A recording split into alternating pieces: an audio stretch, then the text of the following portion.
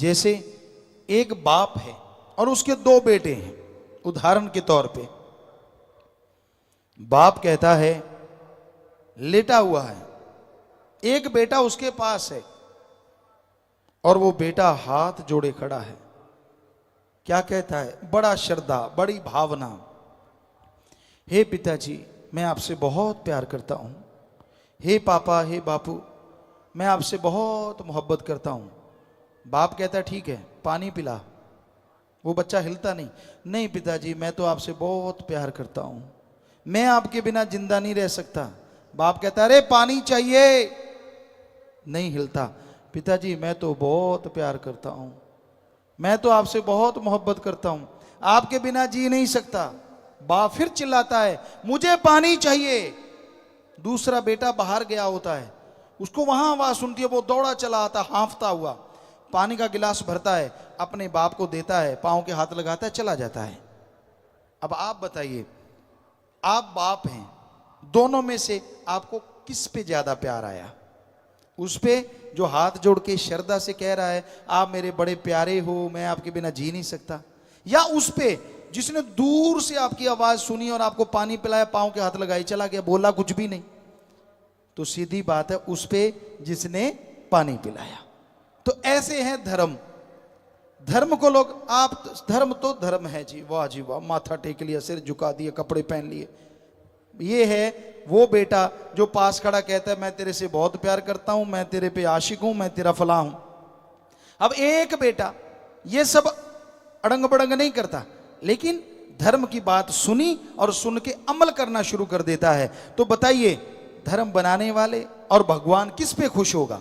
जिसने सुन के अमल करना शुरू कर दिया, क्योंकि उन्होंने लिखा इसलिए कि लोग अमल करना शुरू करें और जिंदगी में खुशियों से माला माल हो जाएं।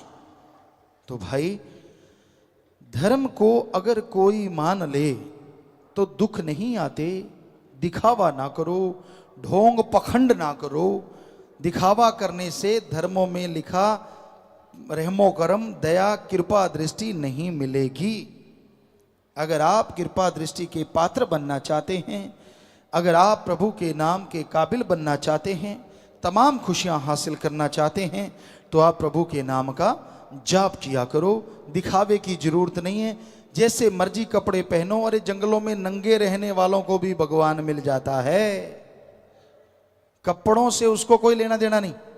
आपकी पसंद, बनैन पहन लो, कच्छा पहन लो, कुर्ता पजामा पहन लो, धोती चादरा पहन लो, भगवान को इन चीजों से क्या लेना देना है?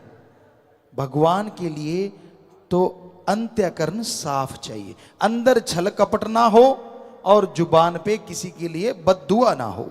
जुबान पे राम का नाम हो और अंदर सबके लिए भले की भावना हो।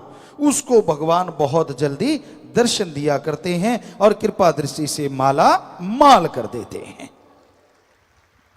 जो मर्जी कपड़े पहनो, जैसा मर्जी पहनावा रखो, हाँ समाज हमारी जो संस्कृति है उसको ध्यान में जरूर रखो, बस इतना ख्याल रखो। मानस जन्म पाके व्यर्थ ही खोया, काम किया खाया फिर रात को सोया, हो गर्भ में इकरार किया नाम को बिसार दिया। मानस जन्म, सर्वोत्तम शरीर। किस लिए सर्वोत्तम? खाना पीना, बाल बच्चे पैदा करना, घर परिवार बना लेना, ये तो पशु भी करते हैं। फिर किस लिए सर्वोत्तम? साइंस के नए नए साधन, पंखे हैं, कूलर हैं, एसी है, माइक्रोफोन है, और नेट मीटिंग आजकल कहीं बैठे कहीं के कहीं दिख रहे हैं, बातें कर रहे हैं, रॉकेट है, हवाई जहाज है, कुछ क्या से क्या बन गया। कहते शायद इसलिए सर्वश्रेष्ठ आदमी को कहा संतों ने। नहीं नहीं, साइंस में सुख सुविधा इतनी बना दी, खात्मा भी तो साइंस ने तैयार कर रखा है। आज देखो तो हाइड्रोजन, एटम, परमाणु, अणु और पता नहीं कौन कौन से बम बनाए जा रहे हैं। प्यारी सासंग जी, जिनको मालूम नहीं होता, पढ़े लिखे तो सब जानते हैं, पर कई गांव से आते हैं, देहात से आते हैं, उनको पता ही नहीं होता एटम परमाणु क्या भला है।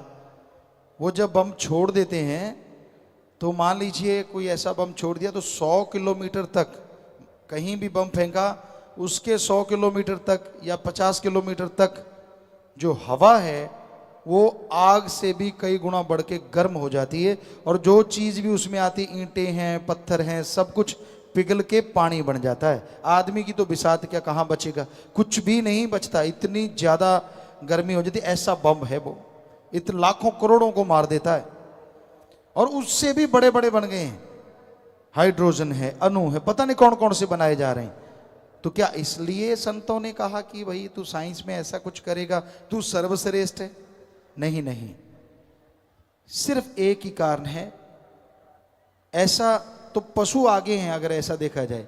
कारण वो ये है कि आदमी के शरीर में रह के जीवात्मा प्रभु अल्लाह वाहिगुरु राम का नाम लेके मालिक को पा सकती है। इस मृत्यु लोक में भगवान को पाया जा सकता है, भगवान के दर्शन हो सकते हैं। तो वो सिर्फ और सिर्फ मनुष्य को, पशु पक्षी परिंदे ऐसा नहीं कर सकते।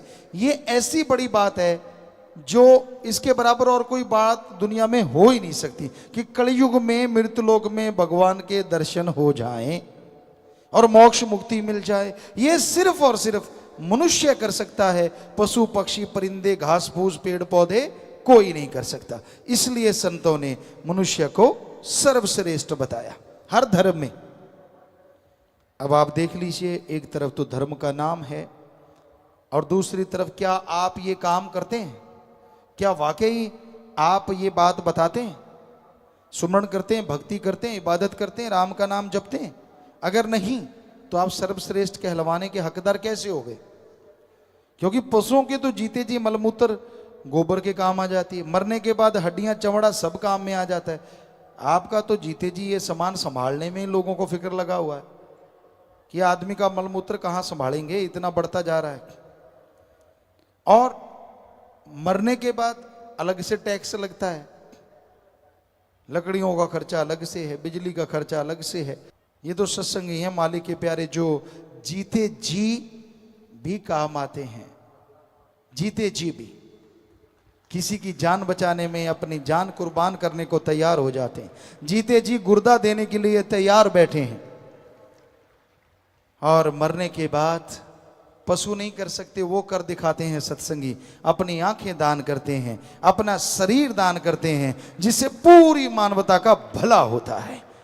ये है धर्मानुसार, बल्कि उनसे भी 2 कदम आगे बढ़ के। ये किसी ने सोचा ही नहीं था कि ऐसा भी मनुष्य शरीर का काम आ सकता है, या ऐसे भी मरने के बाद ये काम देगा।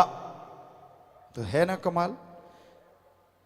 तो ये इस तरह से आप चलिए रूहानियत इंसानियत के रास्ते पे, तो आप वो खुशियां हासिल करेंगे, आपके परिवारजन वो खुशियां हासिल करेंगे जिसकी कभी कल्पना भी नहीं की होगी। माया ने जाल में है लिया फसाए, साथ न जाए पड़ी यहां रह जाए, वो झूठा है व्यापार किया। माया क्या नहीं करवा देती। जो लोग कहते हैं जी माया वाले हमारे चारों तरफ फिरते हैं, हमें बर्बाद कर डालेंगे, वो लोग माया के गुलाम होते देखे गए। माया रानी चीज ही ऐसी है, ऐसे थोड़ा सी झलक दिखा दो, बात करते करते लोग कह देते हैं रुको जी हम थोड़ी देर के बाद आएंगे। माया रानी चीज ही ऐसी है कि कहीं कुछ गलती ना निकाल दे, अच्छा पैसा लिया है सारा डूब ही ना जाए। तो ये है आज माया का काम।